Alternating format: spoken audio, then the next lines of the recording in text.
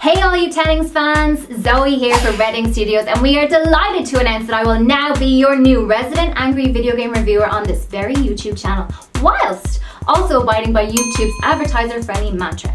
We would like to thank Tennings for all of his hard work and tears.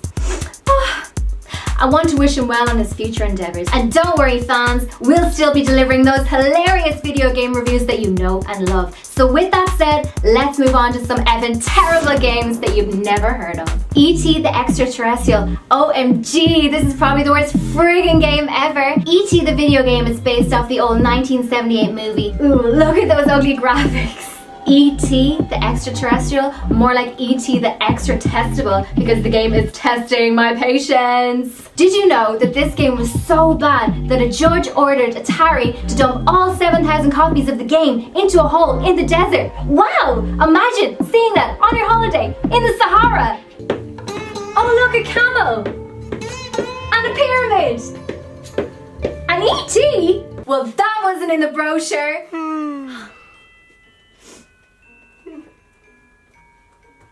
Who are you? Oh, we thought you were dead. Dead? Yeah. I'm not dead. I've been working on a new review. It was like 2 years ago? Yeah, I've been writing my review that long. It's like the longest game ever. Desert Bus? Did you ever hear of it? That game literally never ends.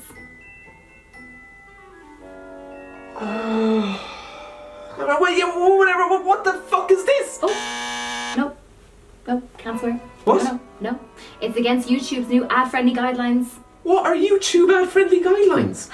You can no longer use bad language, sexually suggestive content, violence, drug use, inappropriate use of family entertainment characters, or make light of sensitive events.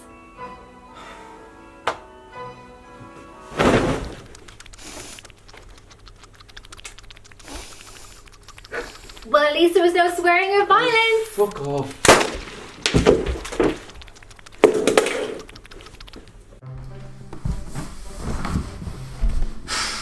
So I'm back, and boy does YouTube fucking blow. I mean seriously, this website is sunk so low that I think I saw Logan Paul filming it hanging from a tree recently.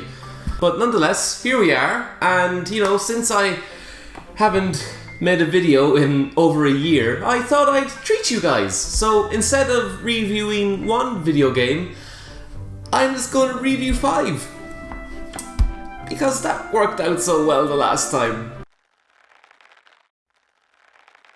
So, hands up who's old enough to remember this fucking cunt. The Crazy Frog. You kids give out about Angry Birds? Well, at least that was a game that was also kind of fun. This thing started off as a ringtone. Ding ding ding ding ding ding ding ding. And it was everywhere on TV in 2005.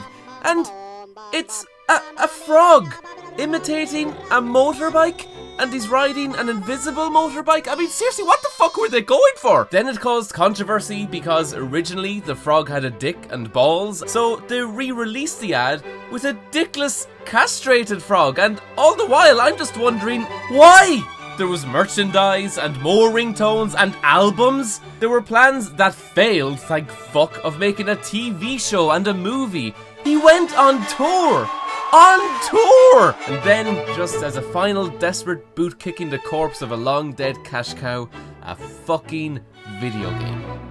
Now I remember why I stopped making these fucking videos. And you know what the most baffling thing about this is? That the Crazy Frog, as in the frog thing, isn't actually called the Crazy Frog. He's the annoying thing. It's the brand that's called the Crazy Frog. What? That's so stupid. I mean, what's the point? It'd be like if Sega was called Sonic, and then the actual Sonic was called the Fast Blue Hedgehog. Or if Game Grumps were called JonTron, and then the actual JonTron was called a horrible, horrible racist. P.S. I had that joke written for over a year. I'm delighted I finally got to say it. So oddly, the first thing that I noticed about Crazy Frog Racer is that it contains none of the actual music from the Crazy Frog. His covers of the Axel Foley theme and other musical monstrosities that he became known for, oddly, are nowhere to be found in the game. This sounds like it might be a plus, but then you listen to the music that is in the game and it somehow manages to be worse.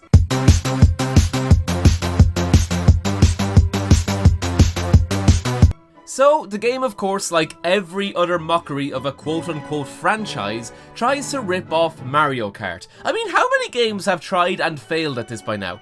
And immediately, this highlights a massive flaw in the game, that it needs characters. And when this is what your racing game is based off of, you can imagine that the game's character roster is probably going to be as shallow as a Nintendo E3 conference. I don't like Super Smash Bros. So who have we got? Obviously the crazy frog. Oh wait, no, sorry. The annoying thing. And look at him there picking his nose. Gosh, how outrageous. Then there's Drone, who's the character that for some reason chased the crazy frog in his music videos. And from there, the game then basically has to make up the rest of its characters from scratch, who have absolutely no story or reason for existing whatsoever apart from creating some selection in this game. Characters like Ellie, a blonde girl who twirls her hair, and then Flash, who likes hip-hop, maybe, and Grim, who looks exactly like Flash and also, I guess, likes hip-hop. What? But I bet the gameplay is going to be fun though, isn't it?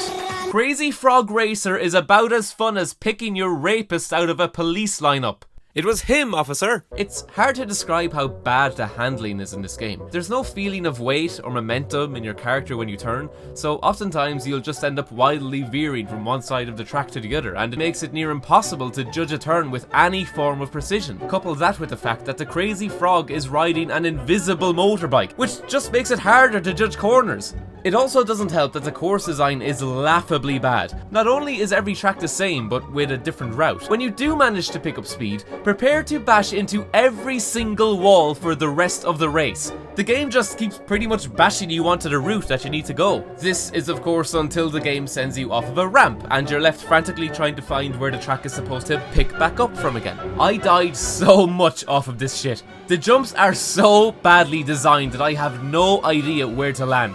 Like here, I was in first place, but hit a ramp and ended up getting stuck in a wall. Another time, I landed on a piece of track that I thought was a shortcut, but it actually put me into an earlier position in the race. What the fuck? That shouldn't happen! And that's not even talking about how many times that I fell through textures in this fucking game. And of course, what would a Mario Kart clone be without having power-ups? They did make it a little different here though, as you get to pick what power-up you'd like to use as long as you collect enough coins. The selection is always there and you press L1 and L2 to cycle through them. This is all well and good until you actually have to select one. You could be motoring through the track and suddenly you have to take your eyes off of the race to see which power-up you're selecting, and then you drive right off of the road! This isn't uncommon either. The track design is so bad and unclear that unless you're some kind of maniac and had every track memorized, you're going to fall off the edges and become last in the race. It's infuriating! And naturally, after the game puts you back onto the track, you'll want to get back into the race as soon as possible. So you're going to use the speed boost power-up to catch up with your opponents who are now way ahead of you in the race. This breaks the game. Not literally, but you might as well just restart the race. It kills you constantly. It will hurl you over the sides, speed you over the ramps to the point where it's impossible to find the track again, and you're going to keep wanting to use it, because the speed boost is the only tool that you have if you want to try and win. It's horrible! I mean, look at this shit! It won't stop killing me! Sorry, I'll be back with you guys in a minute. It's just I've been away for so long that I have to relearn how to be a YouTuber from the YouTube Creators Academy. I haven't gotten to the part about being anti-Semitic and shouting the N-word yet though, but, you know, I'm sure it's coming. Listen to your audience, feature audience responses. You know, that's actually a good idea. Maybe I'll highlight some of the nice comments that you guys write.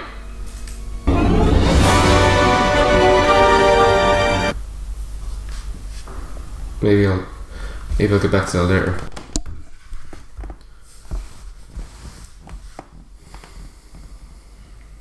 I know what'll cheer me up!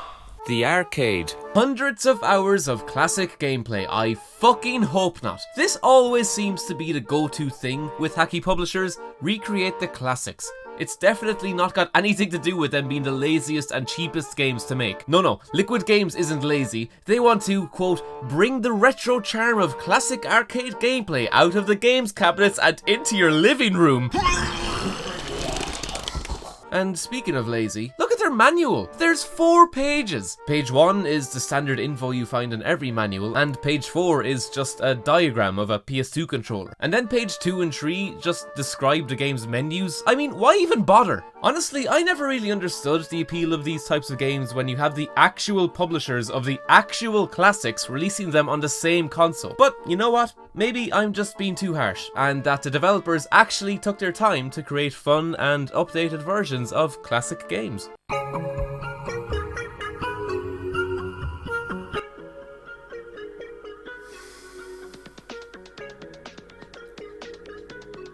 Why is there an astronaut? It's a game about classic games and they put a fucking astronaut on the menu. I don't know, I guess because all their games are set in space or some lazy bullshit. There's also a previews option which I got really excited for, but it just ended up being trailers for 2 racing games. Racers GT and Euro Rally Champion. Why are they both car racing games? The hilarious thing is that Racers GT is actually a game called GT Racers. They just named it wrong in their menu. Great work, publishers! Liquid Games, more like liquid shite. I'm in love with the Euro Rally Champion trailer though. Just look at it.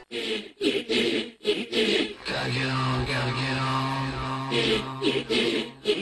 I gotta get on, gotta get on. They even made their own song for it.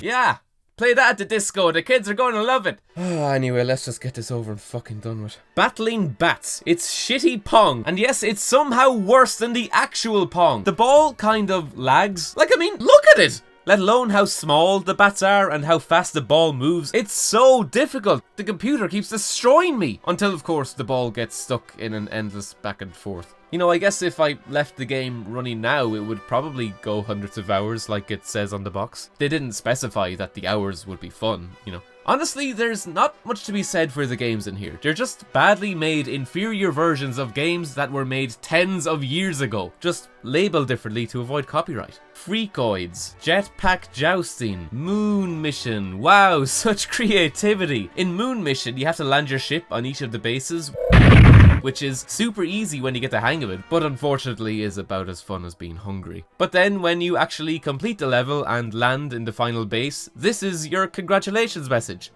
Wow, they didn't even program a you win screen.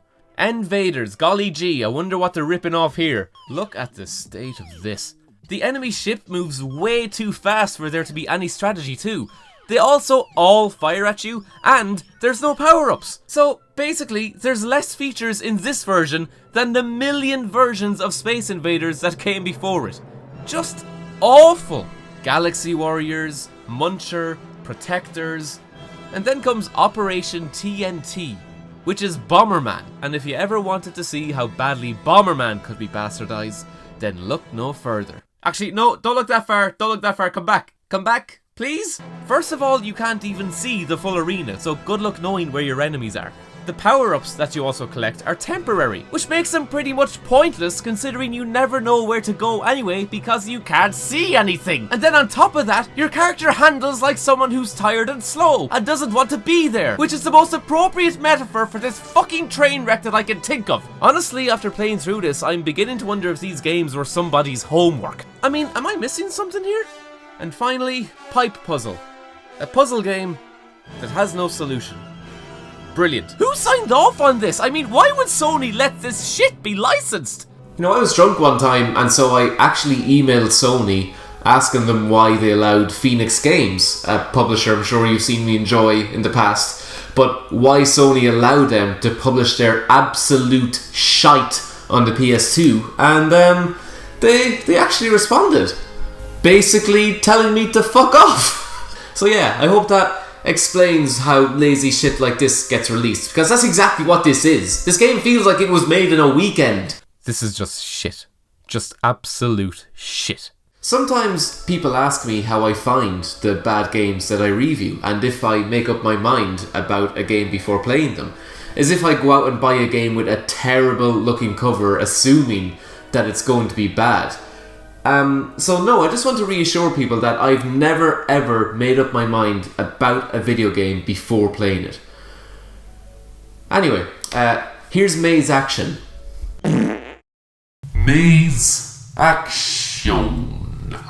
I was so fucking excited when I saw this. It's honestly one of the best covers for a PS2 game that I've ever seen. I mean, just look at the state of it. You have a girl in a school outfit firing a rocket launcher at a G.I. Joe looking soldier in a hallway, and there's spikes on the floor. This is the holy grail of bad covers. I just want to frame it and hang it on my wall. And it's called Maze Action, which is honestly one of the worst titles for a video game I've ever heard. I love it already! The title screen appears and it's pretty much the exact same as the game cover, only with the logo now replaced by some generic font in italics. Then I press start and bizarrely, a little chibi character appears running alongside the loading message. I mean, what the fuck is this game? So apparently there's a story mode. More text box bullshit. The story apparently is that the 4 characters you can choose from are all taking part in the Hero Academy final exam, which entails fighting each other using lethal weapons in a maze that looks like a hotel hallway without any doors. The concept of this is so baffling to me that I can't understand if it's meant to be taken seriously or not. I mean, the prize is the Hero Academy's recognition, and the head of the Hero Academy is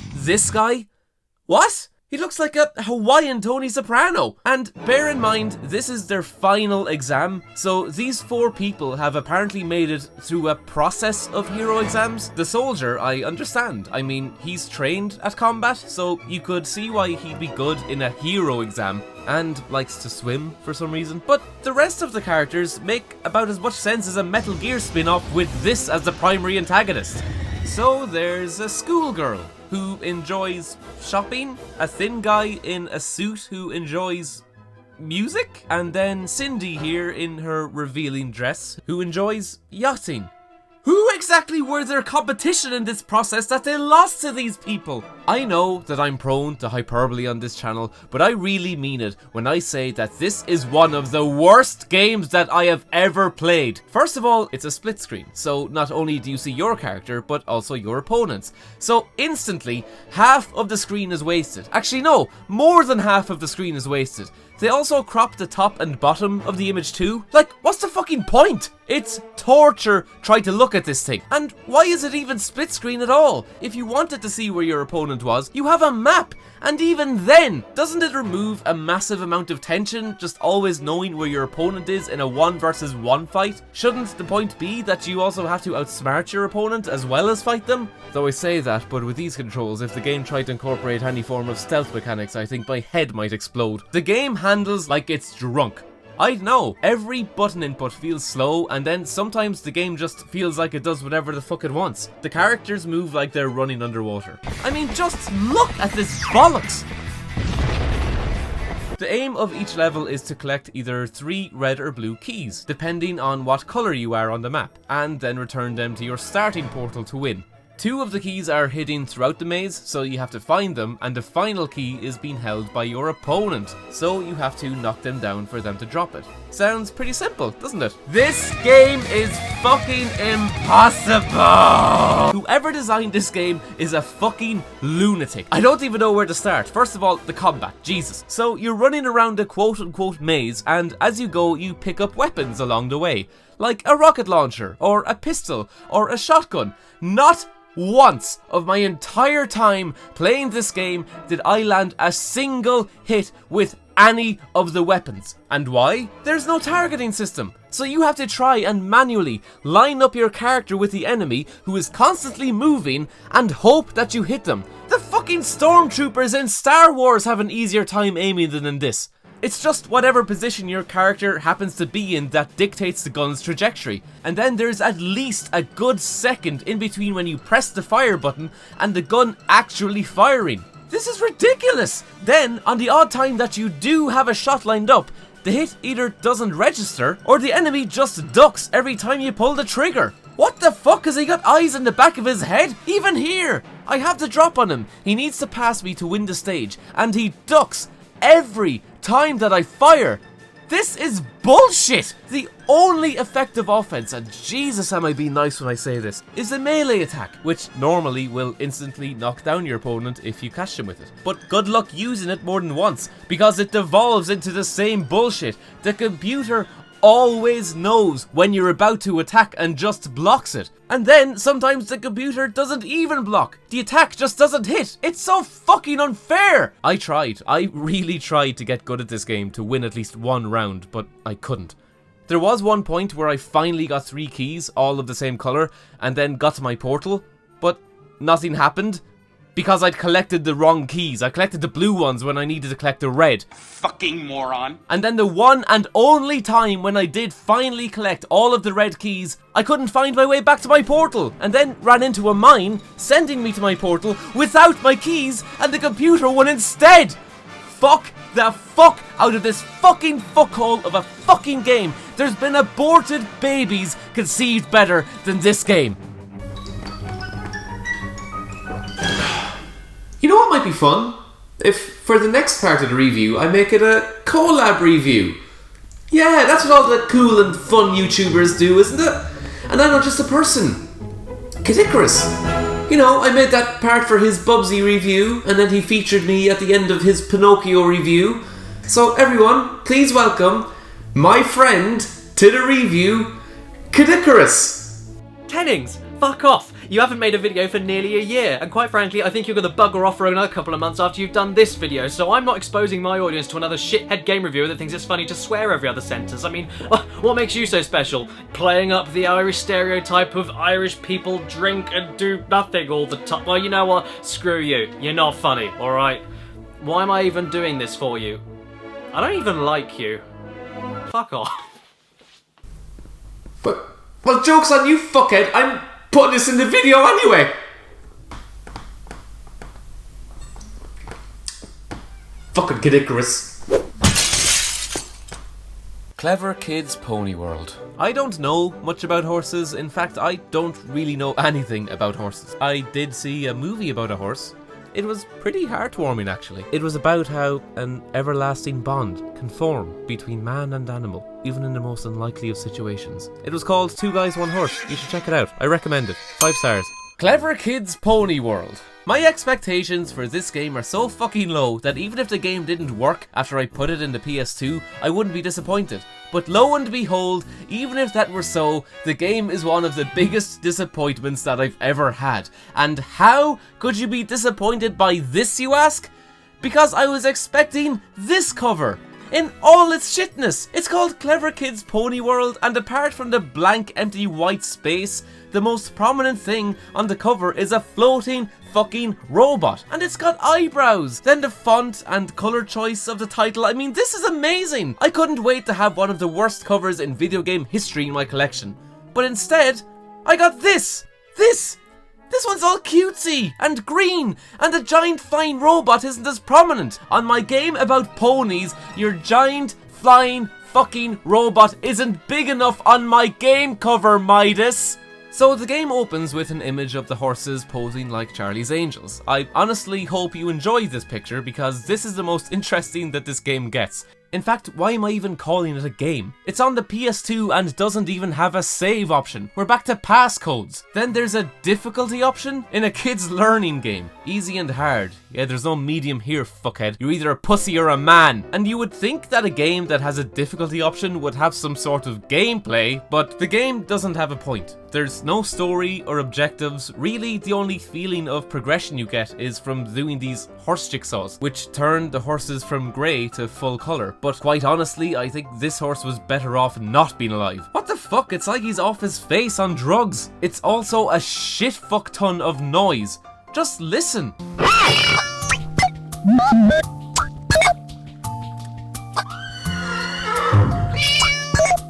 And the robot is so loud too. I see this all the time in bad video games. I mean, it's actually someone's job to mix audio during game development and make sure that the game sounds good. So why does it suck? So every time you complete a horse jigsaw, you're treated to a pathetic fireworks display and given a passcode. Do you reckon anybody anywhere ever wrote down a passcode to save their progress on this game? Like, what's the point? It's just jigsaws. The only entertainment I found out of these things was when I used a leg and gave this horse a dick. Look, it's like he has a big My horse penis. So what else is there to do? You're able to somewhat interact with the stable, I guess. You can molest the smaller animals. You can touch the steaming pile of shit. And you can get the floating robot off by washing a pony.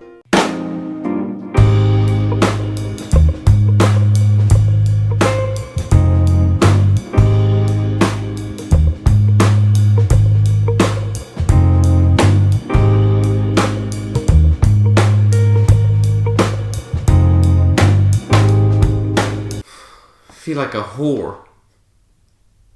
Everything else is just fucking boring. There's a shooting range minigame, which I thought would actually let me shoot the horses, but no, it doesn't even give me that fucking satisfaction. And then there's the Find the Pony minigame, which is just fucking terrifying. It's just their heads floating, staring, and they just multiply. They're coming at me. They're in my head. 2 guys, 1 horse, 2 horse, 1 guy. Nay. He wants revenge.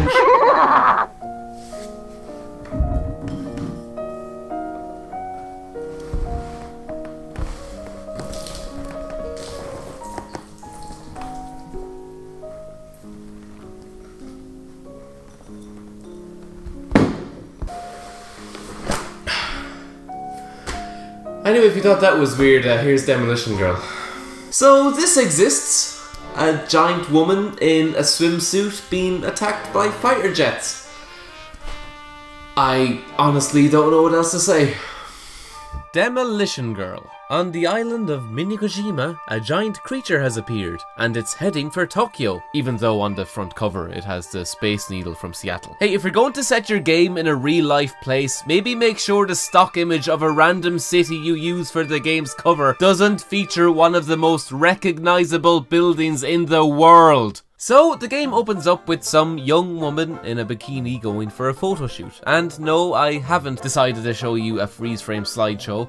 This is the game's opening cutscene. Another fucking slideshow cutscene. And what's more, it's mute! There's literally no sound! Christ, I know I ragged on about Fight Club being lazy, but at least that had a voiceover, and music, and effort. Jesus, did I just say Fight Club had effort? Even Charlotte's Web had those horrid sound cues.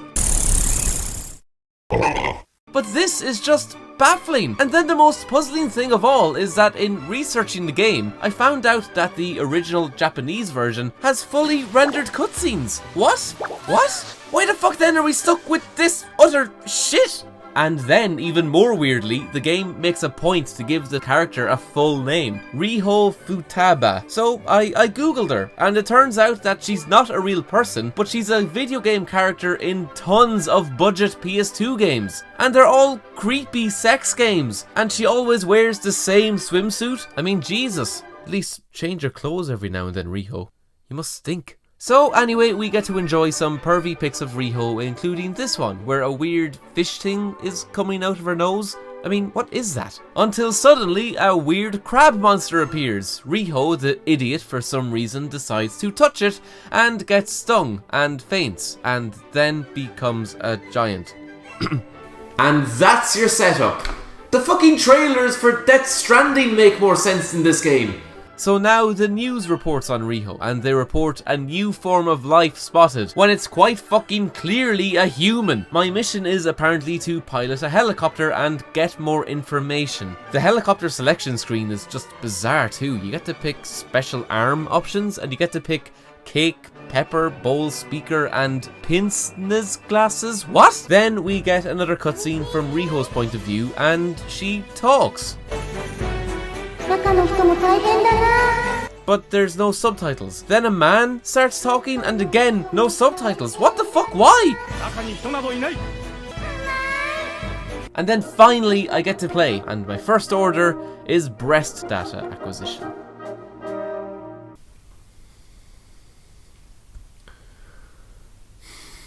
It's hard to describe the controls, everything is slow and the helicopter doesn't handle fluidly. Every turn and change in altitude just feels laboured and heavy. It feels like the game is running at a low frame rate, everything is sluggish and slow, it's hard to work the camera, and then the whole experience turns into a shit show as soon as you get near Riho. Every time you get close to her, she throws an attack and then runs away. Anyway, after scanning her tits, hips, buttocks and then head, I beat the mission and move on to chapter 2, where we have to put Riho to sleep.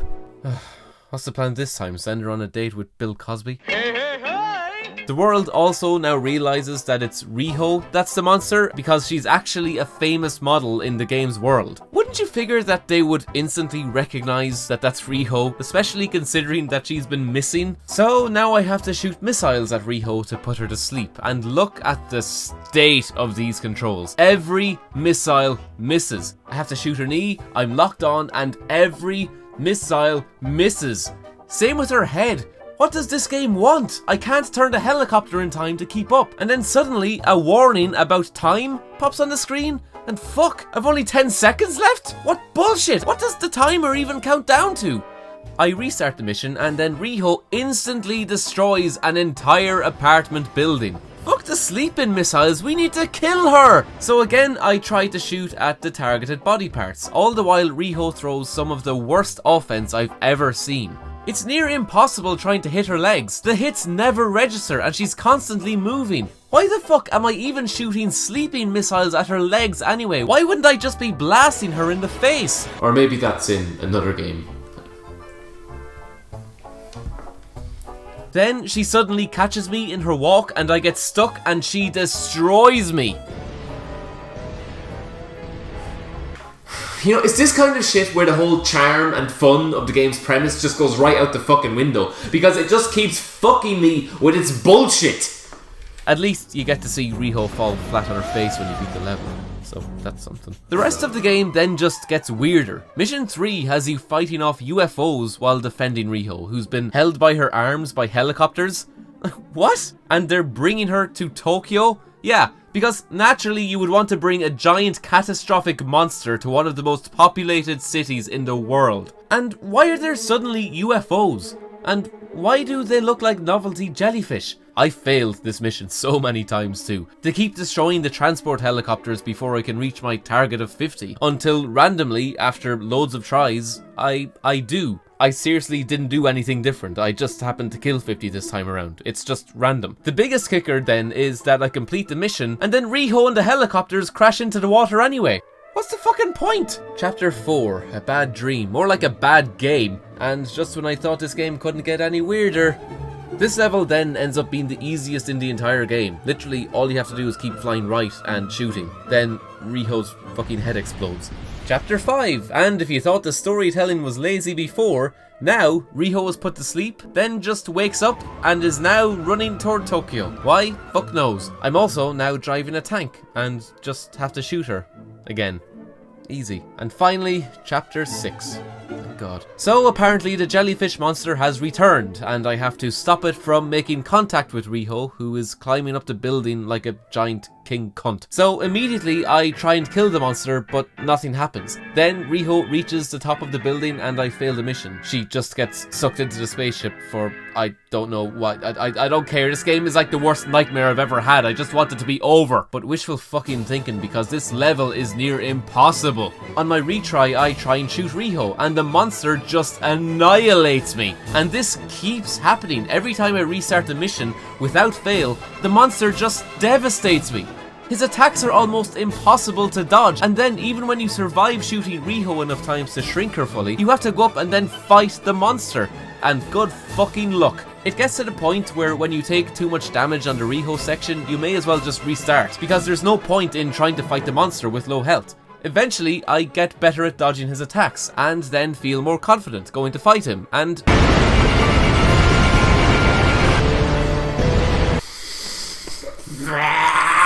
So it turns out that you can shoot the monster during the Riho section to stun him, which temporarily stops him from shooting you. But then it turns out that it makes fuck all of a difference anyway, because when you do try fight him again, you can't descend fast enough to avoid his attack. This is such fucking bullshit! And so I broke. I ended up watching a walkthrough online on how to beat him. And guess what? His super attack, the one that he always catches me with, you can avoid it by just staying back far enough. Yeah. What the fuck? That doesn't even make any sense! And then I beat him and win the game. Go me. The ending slideshow shows Riho waking up in a bed and asking how come there are so many people. Then the game ends. I don't get it. What people? What the fuck is she talking about? Then we get a text box epilogue, complete with a typo. It reiterates the plot, reveals Riho doesn't remember anything, and that she won't be legally prosecuted. Who gives a fuck? And in the game's final screen, the game practically admits that it has no explanation for its plot, and that the only comfort is that Riho continues to be a pin-up girl. No, the only comfort is knowing that someday the sun is going to explode and consume us all, and that the utter shit, the septic tank of bad video games and the cunts who make them are all going to burn, and after the earth is incinerated and we're all nothing but dust, it'll be like none of it at all had ever happened.